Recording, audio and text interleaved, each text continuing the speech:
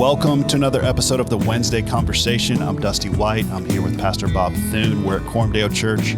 Pastor Chris Hemmelman is out still today, but on Wednesdays, we sit down to talk about how the gospel of Jesus Christ connects to the questions and issues of everyday life. And today, we're talking about the decline of the Metaverse. Wow, here we are. And guess what? There's some fascinating new things happening, some news that has just come out.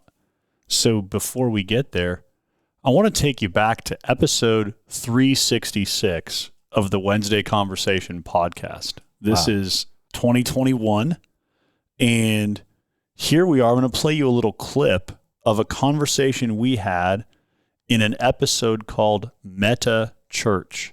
Again, this is 4 years ago, maybe 3.5 years ago. Here we were talking about Meta Church. Listen in. Here's what I was telling Chris. I said, Chris, 10 years from now, when the next pandemic happens, and everybody's locked in their houses, and someone's sick, and they want you to visit them and pray with them, but you can't go to their house physically because it's not safe, here's what's going to happen. You're going to put on your virtual reality suit. They're going to put on their virtual reality suit. You're going to be able to meet up with them in the Metaverse, in a park somewhere with really beautiful surroundings that look a lot like the real world. And when you reach out virtually and grab their arm, the pressure of their virtual reality suit is going to feel like a hand is actually grabbing their arm. And so you're going to basically lay hands on them and pray for them virtually, even though you're nowhere near them physically.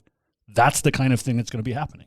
So that's what we were talking about. That's the hypothesis, or the world that we were talking about 3.5 years ago. And this came out of that episode. You can go back to listen to it if you want to jump into the archives. But that episode was spurred by an article about the church where I got some heartburn because some people I knew were basically trying to start and plant meta churches, you know, these online churches where it's like, hey, we have a disembodied worship service. You just log in from where you are, Dusty, and we'll just have virtual church. And it was obviously coming on the backside of the COVID pandemic when everybody had gotten used to sort of online stuff. Yeah. But it was combining that with the growth of virtual reality. Now, you remember, it was right about that same time. In fact, I think this episode that came out in 2021, it was right about then that Facebook officially changed their company name to Meta, because they went all in on the Metaverse. I mean, you remember Mark Zuckerberg saying,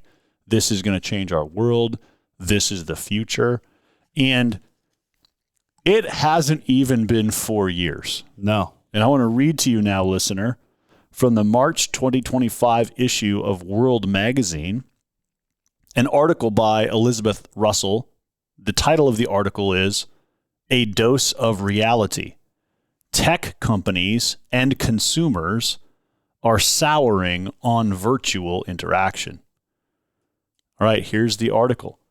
Mark Zuckerberg announced the biggest redirection in his massive tech empire's history via video while his blandly smiling avatar stared out from a screen behind him. Zuckerberg had discovered tech's next frontier, he said, a revelation that prompted him to rename his company Meta and refocus its priority on developing the virtual reality Metaverse. That was just over 3 years ago. Other big names like Sony and Apple followed Meta's lead, developing their own VR goggles and programs. Microsoft spent $150 million just on patents for virtual reality apps. Tech giants bet big on people wanting to enter and interact in a fake world. But now, Dusty White, the hype has fizzled, and VR headsets are still a niche product. An analysis study of over 52,000 American adults found that only 25% had ever owned or used a VR headset. The rest weren't even interested in trying one. Now, tech companies are moving away from VR. In 2024, Apple sharply scaled back production of its headsets in response to falling sales, while Microsoft discontinued its HoloLens headsets altogether after losing billions of dollars. Sony and ByteDance also struggled with declining sales. Meta is doing slightly better than its competitors. The company captured about 70% of the VR headset market share in the third quarter of 2024, though the research firms disagreed on whether the company experienced any sales growth. That makes sense just on Apple's cost of $3,499 versus the Quest for $499. So I see why their sales are better. Okay, so the article goes on to say that Apple's headset is the Vision Pro. Yeah, as Dusty just said, $3,500. Meta's newest headset is called Quest 3, which has a slight advantage because it sells for $499. But listen to this paragraph. Even with the Quest 3 advantage, Meta is hurting. Though Zuckerberg continues pouring money and development into the metaverse, announcing 600 new apps for it last year. Here's the underlying stat. Catch this, listener. Meta has lost over $50 billion on the project since 2019. That's a lot of money. The company stopped production of Quest Pro, its priciest VR headset, in 2023, and then canceled development of a higher-end mixed reality headset in 2024. So it's kind of funny. If the cheap one won't work, let's just go all in and spend more. Listen, I think this article, when I came across it, fascinated me because, friends, it hasn't even been 4 years. And we went from Facebook renaming their entire company and saying this is the future. And when that happened, everybody just kind of followed suit. They were like, well, obviously, virtual reality is the future, which is why you had this move toward how do we create the meta church? How do we take the church? You had all these evangelism guys going like, how do we get in the the virtual reality space and, evangelize people in the metaverse? And back then on that podcast, I said, we're not doing that. No, we're not in on that. And Christians shouldn't be in on that. And church is an embodied experience. And Hebrews 10, don't forsake the assembling of yourselves together. We just were very not in on the metaverse. And here we are less than 4 years later. And this is not Bob saying, I told you so, but it is kind of.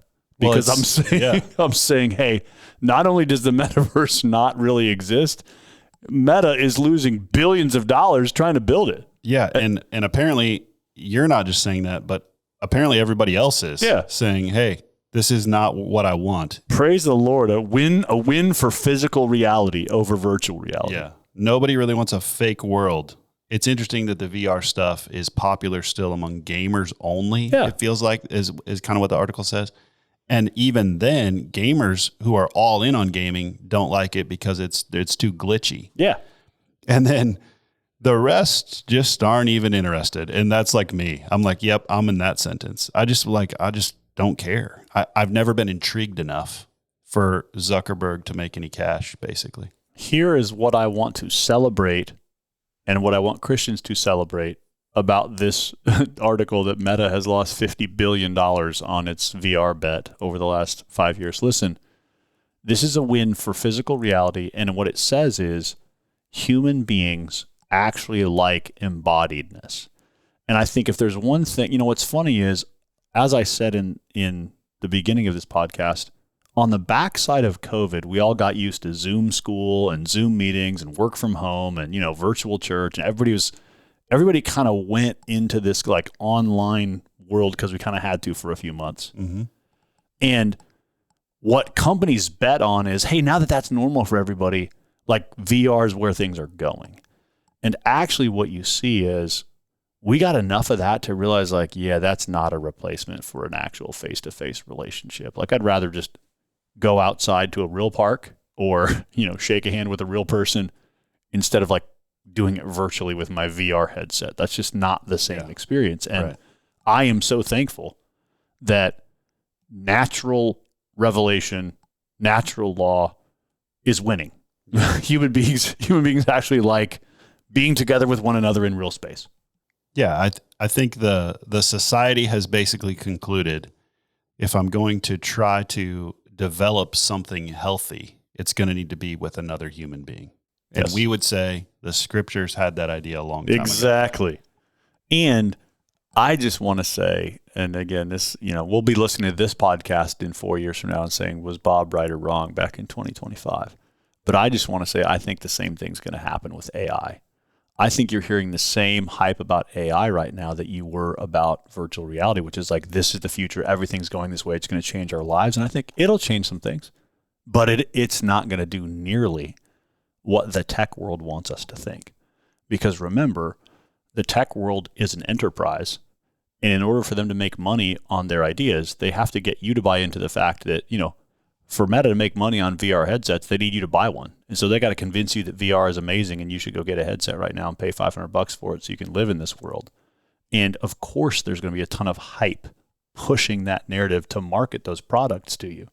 But at the end of the day, what we've seen is like, nobody wants to do that. And I think there's going to be some similar backlash with AI where it's like, cool, hey, Dusty, you don't ever have to write a paper anymore. AI can do all your sermon research for you. It can go read the internet and do whatever. And I think humans are going to go, but I kind of like reading books and doing my own research, actually. It's kind of, there's something human about it.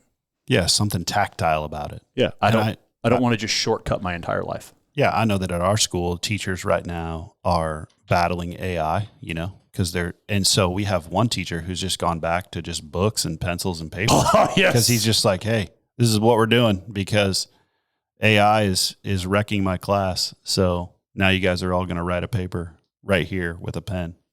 I love it. Now, I do want to say, I'm not trashing virtual reality. I think it has really helpful, limited applications. I'll tell you one of the stories of how I enjoyed using it. But my point is that the world-changing, wide-ranging, huge-scale claims that were made for virtual reality 3.5 years ago have proven to be completely not true. No one has bought into it. And Meta has made this huge bet that this was the future, changed the name of their company. I wonder if Zuckerberg's sitting in his mansion right now going, man, I wish our company was just called Facebook. He's also going, I don't know how many more $1 billion I can hemorrhage. Yeah. Well, maybe he can hemorrhage more than the rest of us because he's apparently got a lot of them to spend. But I think both virtual reality and AI are going to be useful in limited spheres and with limited capacities. One of the cool things where I first experienced virtual reality was we did a big remodel project for this church building that we're sitting in last year. And about 1.5 years ago, when we were going through all the architecture kind of plans and trying to design the building, and I was working with a team at Leo A. Daily here in Omaha to kind of do the design work, they brought me in and they were like, hey, put on this headset and you can actually walk into the room and look around and see what it's going to look like. Which I was like, well, that's cooler than looking at a drawing on a piece of paper. So I put on this headset and I could walk in and look around and it would it was a little glitchy. It was like, you could tell like the computer processor is trying to keep up. Yeah. But it was pretty neat to say, oh, I can actually sort of like immerse myself into what this space is going to look like.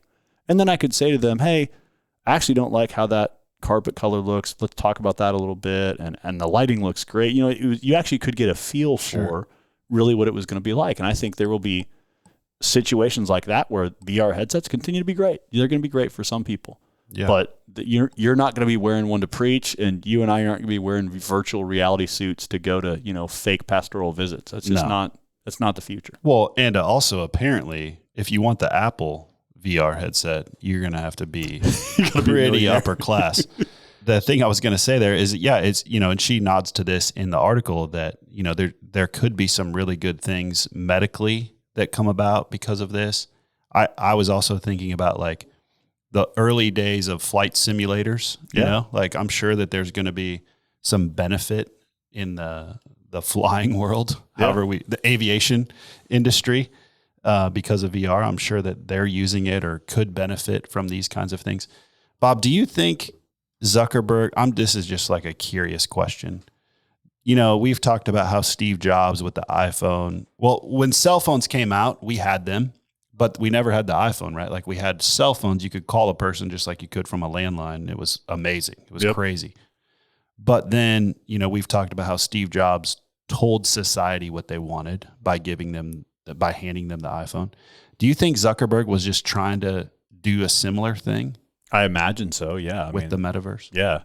But I also think that he and many people in Silicon Valley really believed that this is where things are going. That human beings want a virtual unit. They want to live in a virtual world, and that it's going to make everybody, everybody's going to make bets on this and be early adopters on this because it's what people want. So some of it was him telling us what we want, but I think some of it was also him betting on, I think they do want this. And it's just funny that what's cool about human beings is that they're pretty human when it comes down to it. Yeah. We're not virtual for a reason. And it's not good for them to be alone. Yeah. And exactly. they don't want to be. Yeah. Even if you can remain alone and participate in the virtual world, the stats are saying you don't really want to be doing that. Yeah, you don't.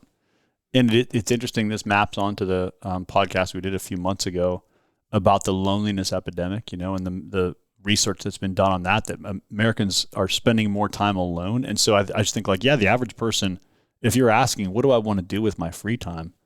It's not put on a VR headset. It's it's go hang out with some people. I'm kind of bored. I think I'll put on my VR headset. Yeah. Maybe not.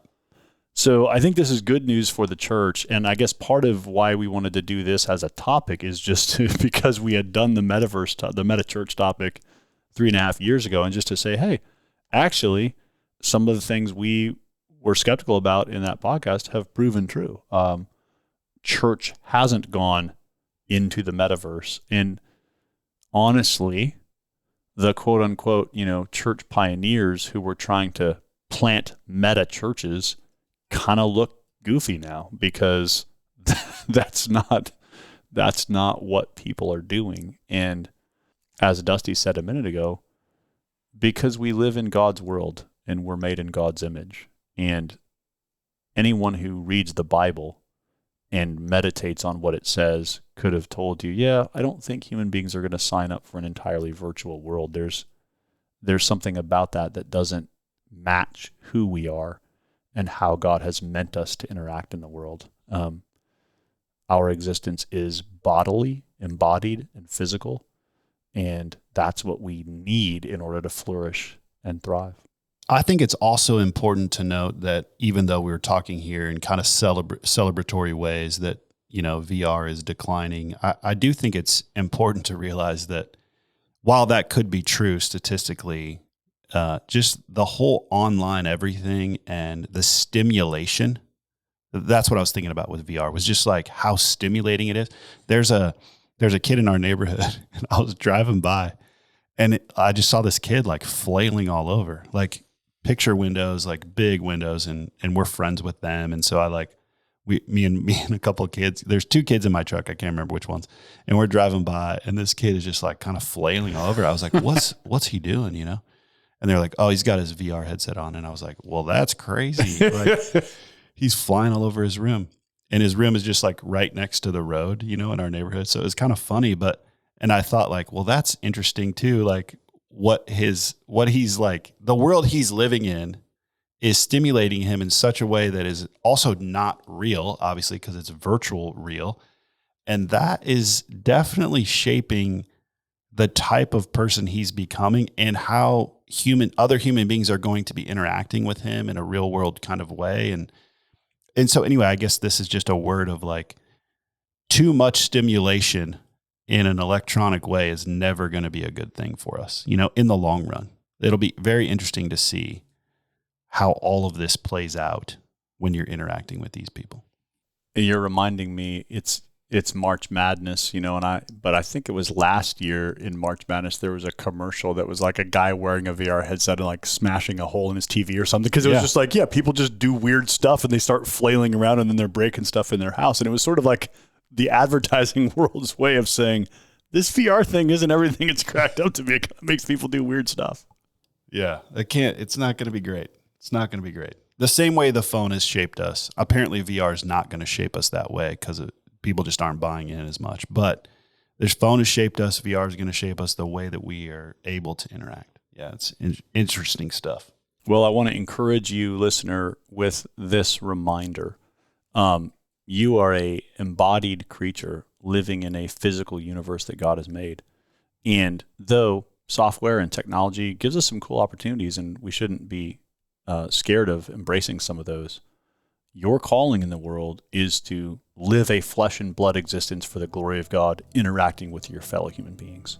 So be committed to presence in your church, be committed to presence with your neighbors, be committed to engaging the guy flailing in the window on his VR headset next door.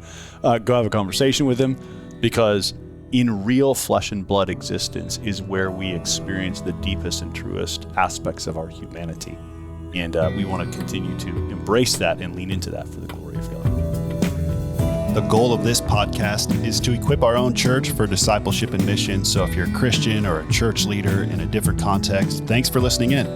We pray that this conversation might be helpful to you as you minister in your context. And we always love to hear from listeners. So if you have thoughts, questions, future podcast topics, send an email to us at podcast@cdomaha.com. Thanks for listening. We'll see you next time for another episode of the Wednesday Conversation.